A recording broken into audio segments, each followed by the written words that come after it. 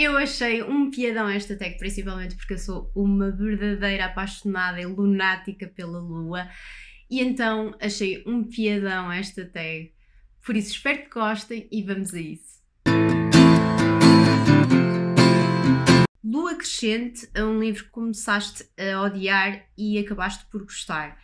Eu automaticamente, quando pensei sobre isto, lembrei-me de um livro que eu creio que na altura ainda não tinha canal quando o li, pai 2017, 2018, que foi o Lincoln no Bardo. Foi um livro que venceu, se não estou em erro, em 2017, o Man Booker Prize, que normalmente é um prémio atribuído a livros e autores que eu normalmente quero sempre ler e acabo por gostar muito. Portanto, falavam mesmo muito bem, principalmente a crítica sobre este livro, e foi o que me levou a lê-lo. E foi um livro que inicialmente foi tão complexo, eu conseguir entrar dentro da narrativa e perceber a própria estrutura, a intenção do autor, que eu estive mesmo quase a desistir. E o livro no início eu odiei, foi mesmo muito difícil para mim perceber sequer o que é que estava a acontecer, mas no fim acabei por me apaixonar perdidamente. A história centra-se no presidente Lincoln, e o presidente perdeu um filho aos 11 anos, por isso basicamente tem muito a ver com a questão do luto de um filho.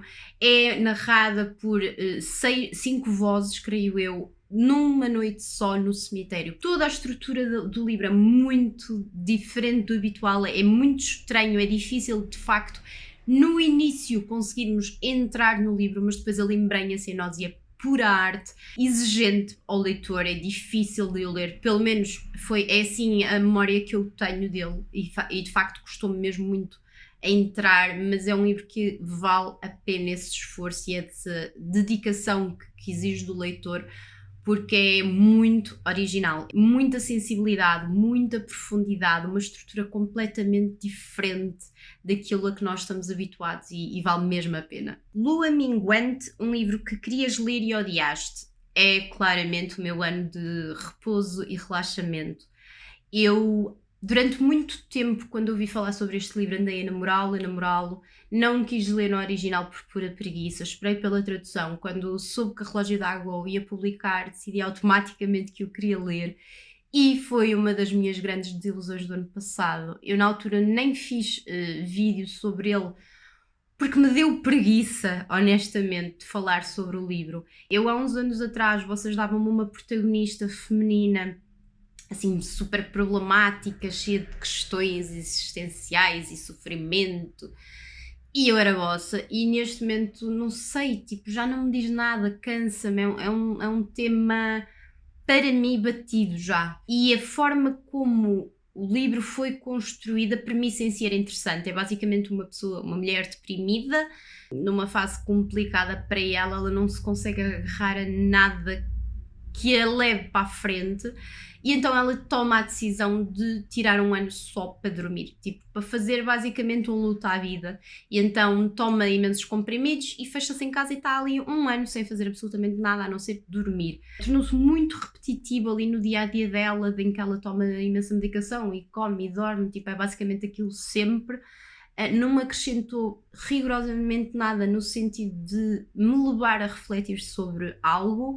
O que eu achei interessante e gostei muito no livro é a personagem da psiquiatra desta protagonista, porque de facto é completamente descompensada. Ela sim é a verdadeira louca do livro, e então é muito engraçado, porque a autora cria ali quase uma caricatura da psiquiatra espetacular, gostei muito. O fim também achei ali quase que ela tentou-me colocar ali uma espécie de detalhe de quase um plot twist que não acrescentou para mim também nada à história, só acrescentou drama. Portanto foi mesmo uma grande desilusão de um livro que eu tinha imensas expectativas. Lua Cheia é um livro que recomendas e amas. Há alguns, mas há sempre um queridinho no meu coração, que é a História Secreta da Dona Tarte, porque eu creio que é o mais fácil de mais pessoas gostarem, apesar de não é um livro para toda a gente, mas isso nenhum é.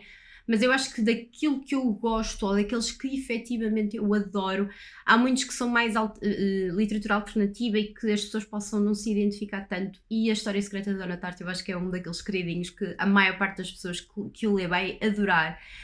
junta muitos elementos que eu adoro. Tem ali uma questão quase existencialista de amor ao conhecimento, à beleza, à reflexão, a questionarmos, há ali um bocadinho de existencialismo. É um grupo de jovens elitistas, claramente, estudantes apaixonados, lá está, pelo conhecimento, que a vida deles muda para sempre. Portanto, também há aqui a questão de haver um crime e depois o mistério e a resolução do que é que efetivamente aconteceu e as consequências disso, por causa da relação que eles criam com um professor de estudos clássicos. Eu na altura já nem me lembro bem, mas eu creio que eles estudam grego, é assim uma coisa assim muito elitista, intelectual e não sei o quê. E não sei, a beleza do conhecimento da arte, são tudo temas que, como me apaixonam, eu adoro também ver na literatura. E a forma como a Donna Tartt escreve, sim, é o segredo para isto, porque ela é uma artista. Eu apaixonei-me por ela quando li o Pintacilgo, que é um livro gigantesco, um dos maiores que eu já li na vida, e eu colei completamente. É um livro que não é assim tão leve como possa parecer, é denso, um pouco cansativo em algumas partes, mas eu apaixonei-me completamente pela escrita dela. Tenho muita pena dela nos últimos anos nunca mais ter escrito nada, ainda estou assim tipo a aguardar ansiosamente para que ela lance alguma coisa, porque de facto, tal como a Gillian, é uma escritora que tudo o que eu leio eu adoro, e eu aconselho mesmo muito a História Secreta, porque ao contrário do Pintacilgo eu acho que é mais fácil das pessoas lerem porque também é mais pequeno. Não sei, é tipo, é um daqueles livros que eu leria mais do que uma vez porque realmente é uma delícia. Lua Nova é um livro que queres muito ler.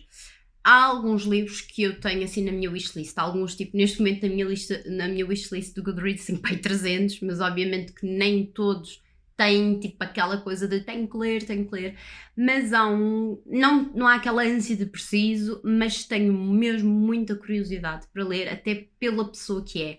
E é a autobiografia da Viola Davis, a atriz americana, negra.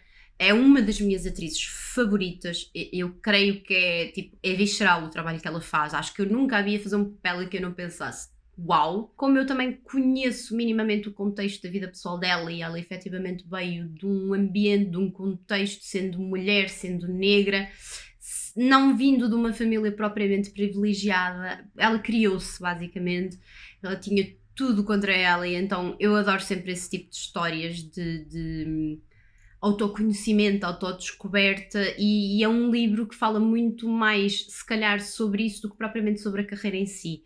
Ou seja, é um livro que foca muito na confiança, em descobrir quem ela realmente é, a sua missão de vida, a ter uma voz, a saber usá-la e a saber o poder que a voz dela tem, resiliência, muita coragem, muita confiança. Portanto, é um livro que trata muito deste tipo de temas, e como é biográfico e é escrito na primeira pessoa, interessa-me sempre imenso. Portanto, tenho mesmo muita curiosidade com o Finding Me da Viola Davis e espero ainda o ler este ano. E finalmente, Eclipse, um livro de amor e ódio, um livro que tanto amas como odeias. Esta foi a mais difícil para mim, mas automaticamente há sempre um livro que eu falo sempre em quase todos. Sempre que tenho uma conversa com alguém de livros marcantes, melhores livros, etc., eu falo sempre neste livro.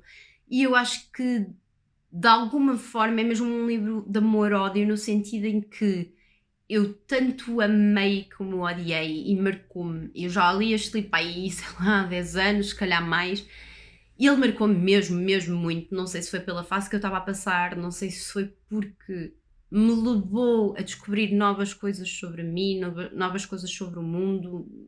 Encaixou aqui qualquer coisa que para mim foi novo e então marcou-me para sempre, que é A Campanula de Vidro, da Sylvia Plath. Uma poeta americana que teve assim um fim trágico, se suicidou. E este livro centra-se numa protagonista feminina ali nos anos 50, se não estou em erro, que tem uma oportunidade profissional incrível, e ela vê-se ali numa situação, claramente nós vamos acompanhar ela a entrar numa depressão muito, muito complicada, porque ela está a viver aquilo que sempre quis, mas está miserável, no sentido em que ela não quer fazer nada, ela perde quase a ligação a quem é. E depois, uma coisa que eu gostei muito, para além de que eu sinto que a autora conseguiu passar muito bem aquilo que uma pessoa que está com depressão sente, porque foi isso que, acho que é isso que me atrofiou aqui o sistema foi que fui com a protagonista, ou seja, à medida que fui lendo o livro, eu fui sentindo exatamente o que uma pessoa deprimida se sente, e aquilo impactou-me imenso na época, era uma miúda quando li. Teve assim mesmo, foi uma coisa avassaladora. Eu acho que nunca me senti tão guiada com uma voz de um personagem como neste livro, abalou-me. E outra coisa que eu adorei no livro foi a voz feminista desta protagonista. Ela faz muitos apontamentos de a injustiça do papel da mulher, e estamos a falar obviamente de uma escritora dos anos 50, portanto isto não é uma coisa propriamente recente, mas que eu me identifiquei-me mesmo muito com esta visão. Acho que ela era uma mulher super à frente do tempo dela, e isso talvez tenha sido uma condicionante enorme para o fim, até na vida pessoal dela. É um livro maravilhosamente bem escrito. A Sylvia Plath era uma poeta inacreditável, é tipo uma sensibilidade inesgotável, inspiradora, ao mesmo tempo muito triste. Eu tenho este problema de me identificar muito com o que consumo. Portanto, para mim foi um livro que me desgastou, mas ao mesmo tempo que me inspirou, porque de facto ela é uma escritora incrível. Espero que tenham gostado do vídeo. Participem, façam também o vosso. Eu não gosto de marcar pessoas, identificar, porque acho que é uma coisa chata que depois as pessoas se sentem obrigadas. Mas se acharam piada, se também criam conteúdo, e mesmo que não criam, pensem, façam essa reflexão, digam-me aqui em baixo quais é que são os vossos. Espero que tenham gostado. Beijinho e até à próxima segunda.